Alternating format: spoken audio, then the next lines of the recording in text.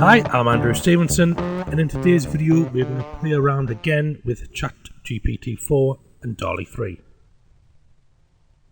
In the previous colouring book video we went into Colouring Book Hero and we generated a couple of colouring book images that were suitable for kids, I suppose, but we didn't use the word children in the prompt. So just as an example, we'll try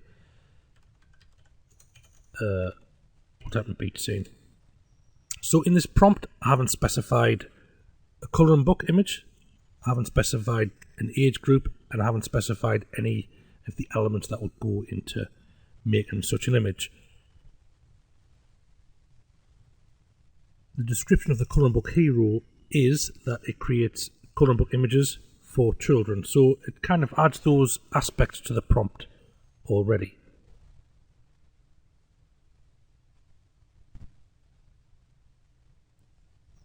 So here it is. It's not a bad image. There's a couple of lines missing here which would obviously be helpful when you're colouring in. But if we look at the prompt,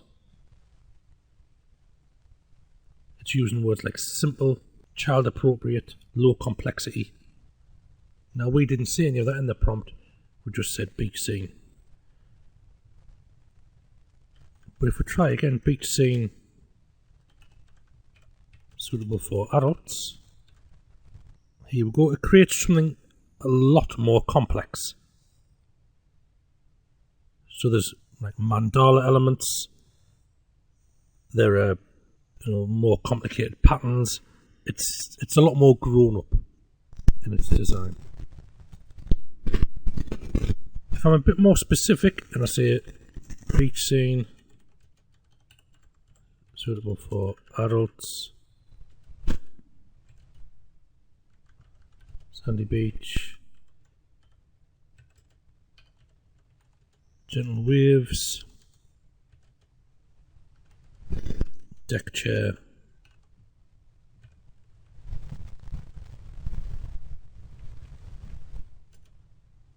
blanket. Goodness me, my fingers aren't working today. A picnic. Here we go. It's still a complex image, but it's used more for the prompts that I've gave it. Deck chairs, seashells, gentle waves, picnic of course. So it's not just for kids. The advantage of the Colouring Book Hero is that it kind of takes the guesswork out of getting the actual characteristics of a colouring book image, because you'd have to type in things like black and white. In the olden days on Midjourney there were vector lines, and you had to give it a lot of information just to try and get it to print a black and white image that was suitable for colouring books. This Christmas scene, I haven't put anything else in it, so it should be a childish one again. I'll try the same again with adult.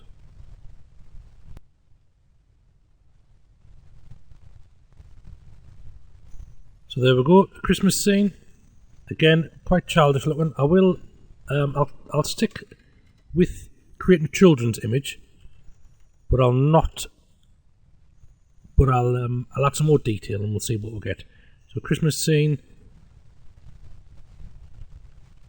indoors,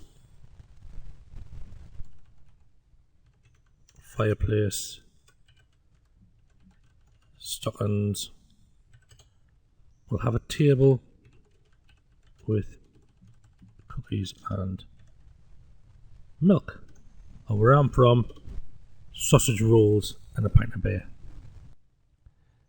And here we go. It's got the elements that I said. It looks very good. There is a house floating there, which is an unusual architectural decision.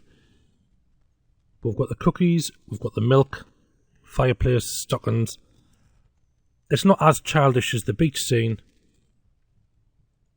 but it's not particularly advanced. I'll use the same prompt and I'll add suitable for adults. and we'll see what happens. I have generated images for adult colouring books in Colouring Book Hero that weren't this complex, or that complex to be honest, but they were more advanced than the children's ones. So maybe if you add words like even low complexity, it might help. So in fact, I will do that for the next prompt. So the images generated, we'll look at it in a second. So this should hopefully generate a low complexity adult colouring book, because this, it's a nice image, but that is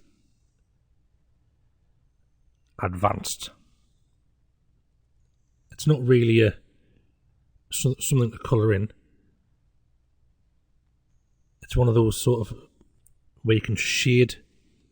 You know, you can add colour to the biscuits and the fire, but yeah, not so much a traditional colouring in book. But you know, people sometimes like that, where the darkness in the picture helps to give depth and texture. So when people add flat colours to the shaded images, it might look attractive.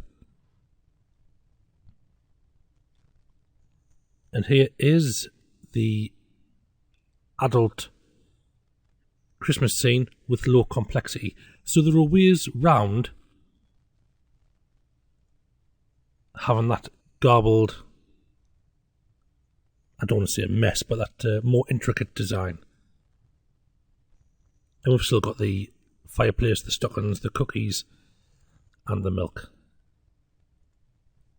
So that's it for today's video. Just a quick one to show you that Colouring Book Hero, although it is suggested and described as making images for children, with a couple of simple prompts, you can turn it into something a lot more advanced.